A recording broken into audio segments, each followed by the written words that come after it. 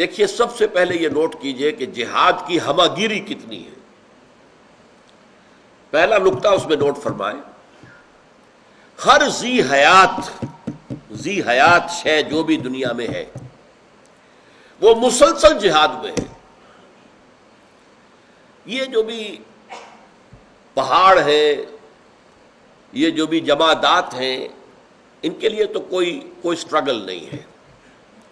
Living creatures جتنے بھی ہوں گے ذی حیات، ان کا ایک تصادم چلتا ہے، مقابلہ چلتا ہے، جس کو آپ کہتے ہیں اسٹرگل فار ایگزسٹنس. اس لیے کہ ہر ایک کو اپنی زندگی کے لیے کچھ بنیادی ضروریات لازمی ہے جو فراہم ہونی چاہیے، اور اس کے لیے مقابلہ ہوتا ہے، کمپٹیشن ہوتا ہے، ایک دوسرے کے خلاف آ کر جد و جہد ہوتی ہے، اسٹرگل فار ایگزسٹنس. اسی پر پھر پورا فلسفہ جو ہے ڈاروین کا کہ struggle for existence, survival of the fittest. اسی کو جہد للبقاء کہا گیا ہے، اسی کو جہاد زندگانی کہا ہے علامہ اقبال نے. جہاد زندگانی، یقین محکم عمل پہم محبت فاتح عالم. جہاد زندگانی میں ہے یہ مردوں کی شمشیر ہے. جہاد زندگی اسٹرگل فار ایگزسٹنس. اب نوٹ کیجئے، جس طرح تمام جاندار جو ہے وہ جہد للبقاء میں اسٹرگل فار ایگزسٹنس کے اندر لگے ہوئے ہیں، بندہ مومن کو بھی یہ کام کرنا پڑتا ہے. اسے بھی کھانے کو چاہیے، اس کو محنت کرنی ہے. ایک دکان اس نے کھولی ہے، اس کے مقابلے میں ایک اور آدمی نے دکان اسی چیز کی کھول لی. اب مقابلہ ہو گیا کہ نہیں؟ مسابقت ہو گئی کہ نہیں؟ میں اپنا نرخ کم کروں، منافع کی جو ہے وہ شرح کم کر دوں تاکہ گاہک میرے پاس آئے. مقابلہ ہو سکتا ہے، دوسرا شاید اس سے بھی آگے نکل جائے. مقابلہ ہو رہا ہے. تو یہ مقابلہ جب بندہ مومن کرتا ہے تو اگر اللہ کے احکام کی پابندی کر رہا ہے، کسی حرام میں ملوث نہیں ہوتا، صرف حلال کے ذریعے سے جتنے بھی ذرائع ہیں، اس جہد للبقاء کے لیے وہ جد و جہد جو کر رہا ہے وہ حلال ذرائع سے کر رہا ہے، تو اس کا یہ عمل بھی عبادت کے درجے میں ہے، اس میں بھی ثواب ہے. اور اس کے لیے بھی ہم کہہ سکتے ہیں کہ اس کے لیے اسے اللہ تعالیٰ کے ہاں بہت بڑا اجر و ثواب ملے گا.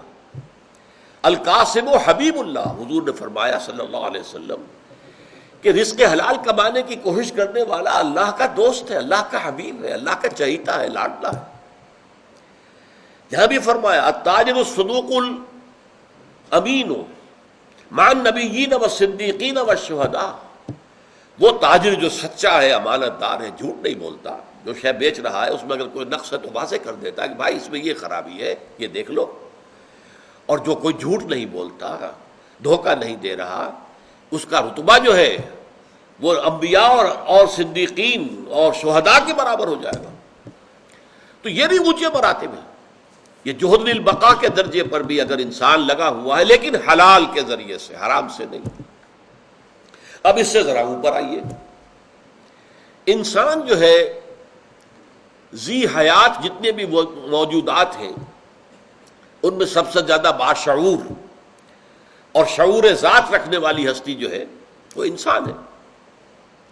انسانی سطح پر آ کر ایک اور جہاد ہے جو انسانوں کو کرنا پڑتا ہے، اپنے حقوق حاصل کرنے کے لیے جہاد. کسی قوم نے آ کر زبردستی آپ کے اوپر حکومت اپنی جما لی ہے تو اس سے آزادی حاصل کرنے کے لیے جہاد. اگر کوئی طبقاتی کشمکش ہے، ایک طبقہ جو ہے وہ چھا گیا ہے پورے ملک کے اوپر، اس طبقے کے استبداد سے نجات پانے کے لیے جہاد. یہ جہاد جو ہے اسے ہم کہیں گے جہاد فی سبیل الحقوق، حقوق کے حاصل کرنے کے لیے جہاد. اور یہ بھی جائز جہاد ہے. جیسے جہد للبقاء، اپنی بقا کے لیے، معاش حاصل کرنے کے لیے جد و جہد جو ہے اور اس میں مقابلہ اور مسابقت بھی ہے، تو جہاد زندگانی جائز جہاد ہے. اور اس میں اگر جائز راستوں پر انسان قناعت کرتا ہے، ناجائز میں ملوث نہیں ہوتا، تو بہت بڑے اجر و ثواب کا وعدہ ہے. اسی طرح ایک مسلمان قوم اگر آزادی حاصل کرنے کے لیے جہاد کر رہی ہے کسی غاصب قوم کے خلاف، کسی حاکم قوم کے خلاف، کسی جابر قوم کے خلاف، تو یہ بھی جائز جہاد ہے. ہاں یہ مسلمان جب یہ جد و جہد کرے گا تو کسی حرام طریقے میں ملوث نہیں ہوگا، جائز طریقوں سے جد و جہد کرے گا. لیکن یہ جد و جہد بھی عام ہے. آخر ہندوؤں نے بھی جہاد آزادی میں حصہ لیا انگریز کی غلامی سے نجات پانے کے لیے. پوری دنیا میں یہ جو یورپین کولونیلزم تھا اس سے نجات حاصل کرنے کے لیے افریقہ کے ممالک تو اکثر و بیشتر جو ہے وہ عیسائی تھے، انہوں نے بھی جہاد کیا، جہاد حریت. یہ نیلسن منڈیلا جو اتنا مشہور ہو گیا ہے، کیوں؟ کون تھا وہ؟ مجاہد حریت تھا کہ یہ جو گوری چمڑی کے لوگ جو ہیں ہم پر حاکم بن کر بیٹھ گئے، یہ معاملہ ختم ہونا چاہیے، انسانی مساوات ہونی چاہیے.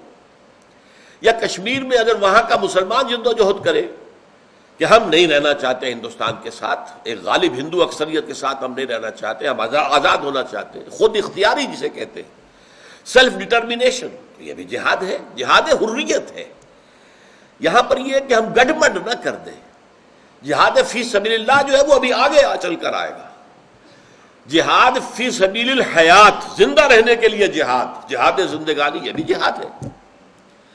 جہاد فی سبیل الحقوق، جہاد فی سبیل الحریت، آزادی کے لیے جہاد، یہ بھی جہاد ہے، یہ بھی جائز جہاد ہے.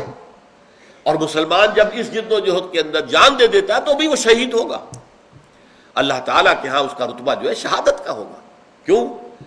اس لیے کہ اس نے اپنے جائز حق کے حصول کے لیے اس نے جو ہے فرض کیجئے جنگ کی ہے، جد و جہد کی ہے، کوئی عوامی تحریک چلائی ہے، جلوس نکالا ہے، اس میں گولی چلی ہے، اس کی جان چلی گئی ہے، تو انہیں جائز مقصد کے لیے اور جائز ذریعوں سے جد و جہد کی ہے تو وہ بھی مجاہد ہے. لیکن مجاہد فی سبیل الحریت، اسے مجاہد فی سبیل اللہ نہ کہیے، یہ گڈمڈ کر دینے والی بات ہے. آزادی کے لیے آپ کو معلوم ہے کہ آج بھی فلپائنس کے اندر مسلمان جو ہے مورو مسلمز وہ جد و جہد کر رہے ہیں اپنی خود اختیاری کے لیے. چیچنیا میں مسلمان جد و جہد کر رہا ہے کہ ہم روس کے ساتھ نہیں رہنا چاہتے، ہمارا اپنا ایک ملک ہے، ہمارا ایک آزاد ہے، ہماری اکثریت ہے، ہمیں آزادی ملنی چاہیے.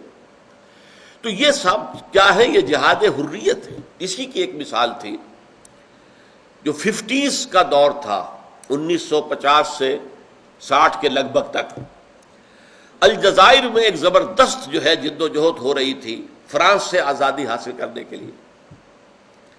اس زمانے میں ساہیوال میں تھا اور جماعت اسلامی کا جو لوکل چیپٹر تھا، جب شاخ تھی وہاں میں اس کا امیر تھا.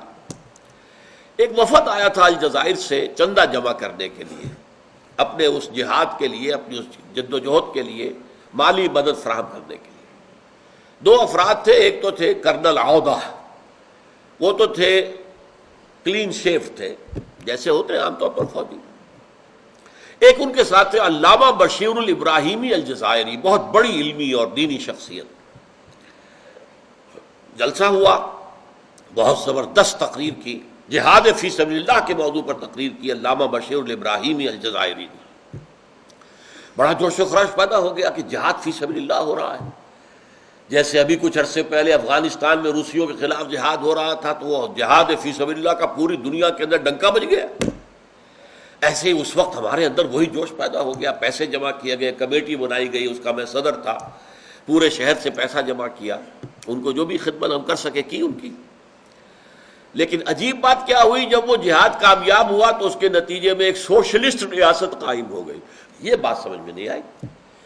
جہاد فی سبیل اللہ کے نتیجے میں تو اسلامی ریاست قائم ہونی چاہیے تھی.